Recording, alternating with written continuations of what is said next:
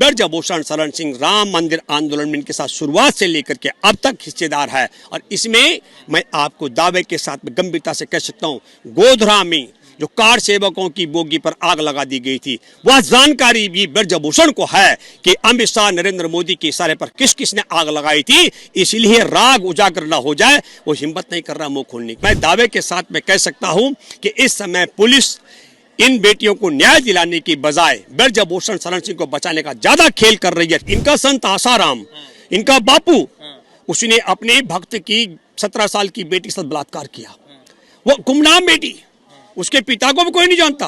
वो दोनों बाप बेटी थाने में गई, मुकदमा दर्ज हुआ और संत आसाराम इनका जेल चला गया, सजा भुगत रहा है। तब सत्ता को संविधान से चलाया जा रहा था, आज सत्ता को संघ के विधान से चलाया जा रहा है। अरे भाई, ब्रजभूषण के खिलाफ ब्रजभूषण शरण सिंह ने चुनौती दी थी, 20 जनवरी को मैंने मुंह खोला सुनामी आ जाएगी, या मुकदमा दर्ज होने के बाद चैलेंज किया, बोले नरेंद्र मोदी, अमित शाह, नड्डा मुझे पद से हटने के लिए। आप बात कर रहे हिंदू राष्ट्र की, जो पीड़ित बेटियां वो भी हिंदू हैं, जो यौन शोषण का आरोपी वो भी हिंदू है, जो सरकार में सत्ता के शिखर पर बैठे हैं मोदी वो भी हिंदू हैं। खालिस्तान की किसी ने बात की देश बनाने की तो जेल में डाल देते हैं, और हिंदू राष्ट्र की बात कर दी तो उसका महिमा गुणगान कर देते हैं। तो राम के नाम पे वोट नहीं मिल रहा है, हनुमान ने भी ठोकर मार दी, कर्नाटक में बजरंगबली के नाम पर वोट नहीं मिला। अब ये बेचारे लास्ट में इन्होंने भी राम और हनुमान को छोड़ दिया। अब ये धीरेन्द्र शास्त्री की शरण में चले गए, उसे नया आसाराम बापू बताने जा रहे हैं। उसके बाप का ताकत है हिंदू राष्ट्र बनाने का। अगर ये ब्रजभूषण शरण सिंह को जेल में डाल देते यौन शोषण के मामले में, दहाई का आंकड़ा भाजपा नहीं छू सकती कर्नाटक में, दावे के साथ। अमित शाह ने चुनौती दी है कि वो दंगे कराएगा। मैं कर्नाटक के मतदाताओं से अपील करता हूं, एक भी दंगा अगर अमित शाह ने कराया तो उठ खड़े होकर के सबसे पहला मुकदमा अमित शाह के खिलाफ दर्ज कराना। और पुलिस आनाकानी करे तो मैं भूपेंद्र रावत अपने मित्रों सहित कर्नाटक आऊंगा मुख्यमंत्री की चौखट पर, और वहां जाकर के चाहे हमें धमकाना पड़े, लेकिन दावा करता हूं कि दंगा कराने के लिए अमित शाह पर मुकदमा दर्ज होगा। और एक बात आपको बताता हूं, शायद इतिहास भी बनेगा कि कोई गृह मंत्री अगर दंगा कराने के लिए जेल जाएगा तो कर्नाटक से शुरुआत होने वाली। इनको पूछा जाना चाहिए महिलाओं का स्थान कहाँ रहेगा। महिलाओं का स्थान यही रहेगा क्या? दलितों का स्थान क्या होगा? ओबीसी का स्थान क्या होगा? सिखों का, ईसाई, बौद्ध, जैन, पारसी, नास्तिक, उनका क्या करने वाले हैं आप? मैंने फिर जो सवाल किया कि दलित मूंछ रखेगा उसे तुम हत्या करवा दोगे, घुड़सवारी करेगा उसकी हत्या करवा दोगे, ओलंपिक पदक विजेता बेटियां यौन शोषण के बाद सड़क पर पड़ी रहे उनकी अनसुनी करोगे और यौन शोषण करने वाले को बचाओगे। हमारे देश में इसने बहुत बड़ी बात कही थी मोहन भागवत ने, उसने कहा कि मुझे धर्म में कोई कमी नजर नहीं आती है। मैं तुम्हारे मत चैलेंज कर रहा हूं, जिसका डीएनए देश के ब्राह्मण से लेकर दलित तक किसी से मैच न करता हो, और वो स्वाभाविक तौर पर उस धर्म का नेता बन जाए तो उसको कमी नजर आएगी क्या? हमारे देश में 10 साल तक गैर हिंदू प्रधानमंत्री रहा मनमोहन सिंह, तब देश का कोई हिंदू खतरे में नहीं था, और ये बुड़बक आदमी 9 साल से प्रधानमंत्री है, तब देश खतरे में है।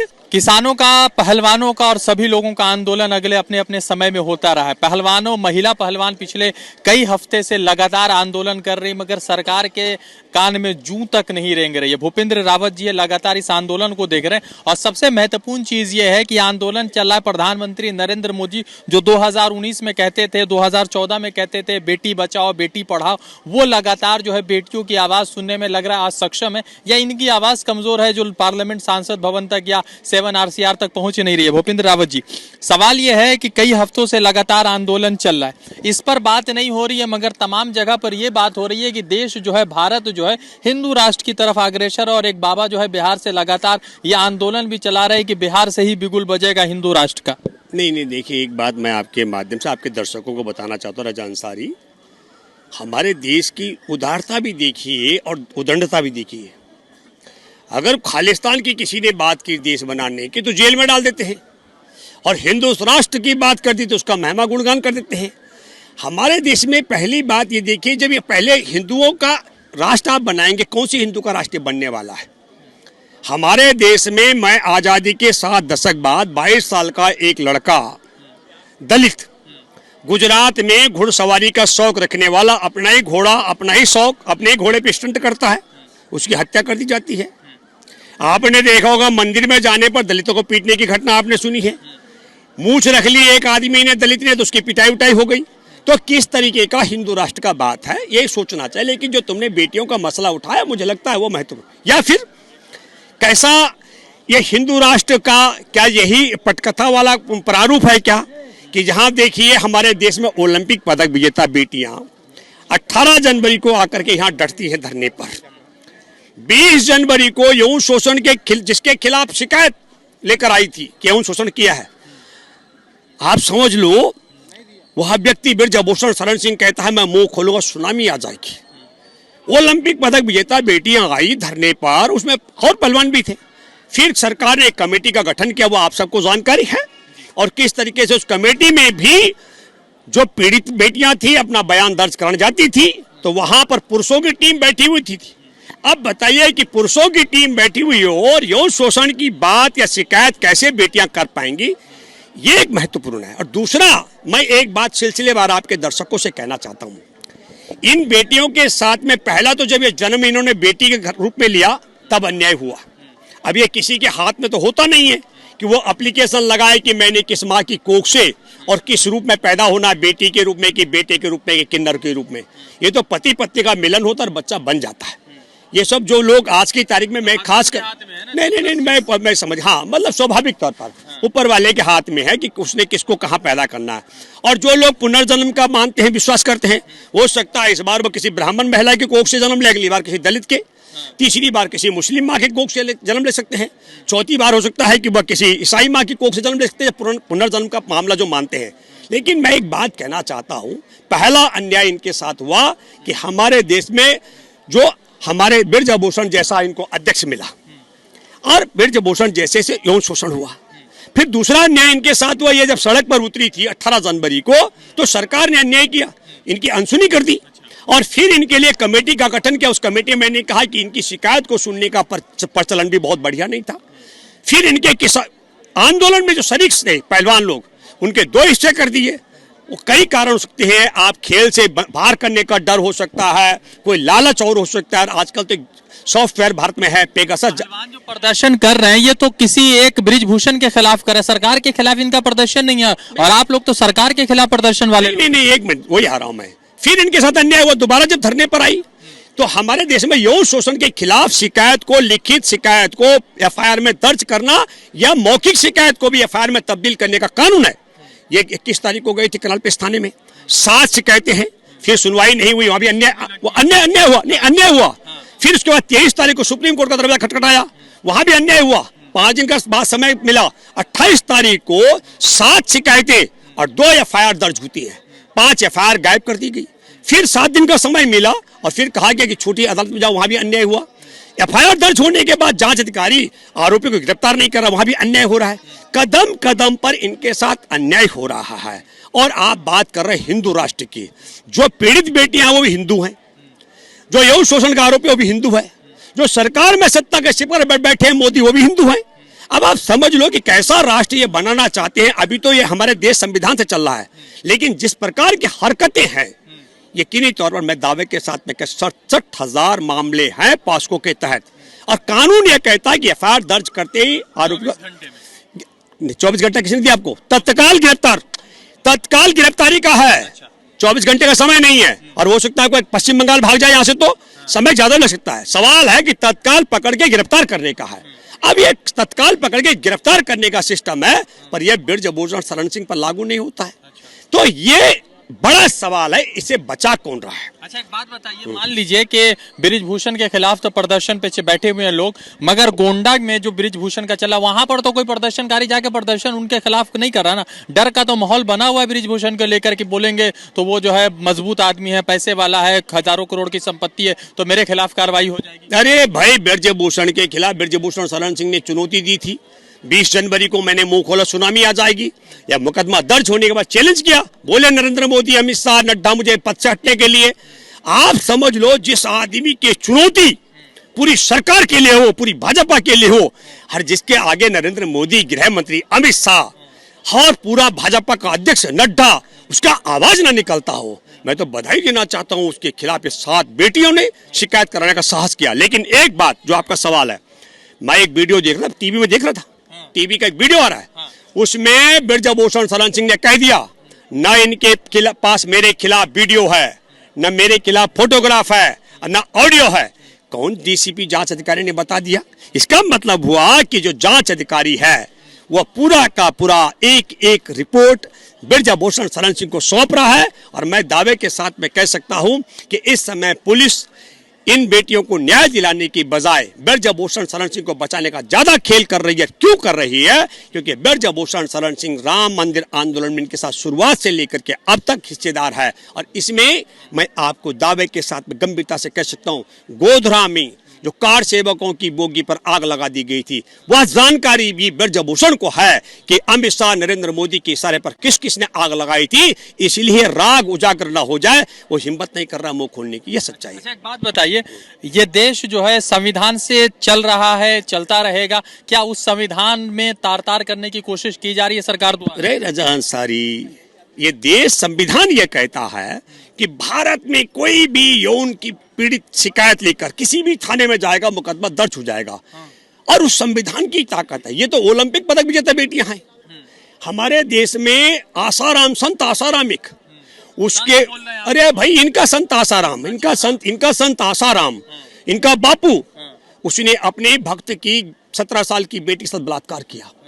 वो गुमनाम बेटी, उसके पिता को भी कोई नहीं जानता।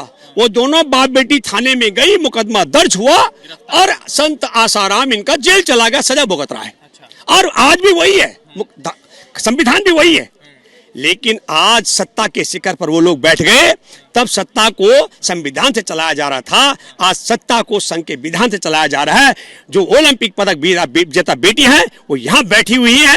सुप्रीम कोर्ट के आदेश से एफआईआर दर्ज हो गया और यौन शोषण करने वाला छुट्टा सांड की तरह घूम रहा है और धमकी दे रहा है कि इनके पास कोई सबूत नहीं है, ये दावा कर रहा है। तो इसका मतलब हुआ, तब आज की तारीख में अगर मैं दावे से कह सकता हूं गंभीरता के साथ में, अब तब महिलाओं का सम्मान करने वाली सरकार थी। महिला द्रोहियों की सरकार है। संघ का गठन होते समय हेगड़ेवार से लेकर मोहन भागवत तक इनके पास ना महिला के लिए सम्मान, ना स्थान, ना कोई जगह है। एक आखिरी सवाल, अगर वो जो धीरेन्द्र शास्त्री एक बाबा नए आए हैं, वो बड़ा जो है मतलब के मजहब की बात करते, अगर वो जो है अगर ये कहते हैं बिहार में कि बिगुल बच चुका है हिंदू राष्ट्र का, तो अगर हिंदू राष्ट्र बनेगा तो स्वीकार्य है आपके लिए? देखिए, आपको पहले मैं बताना चाहता हूँ, अब इनको राम ने ठोकर मार दी।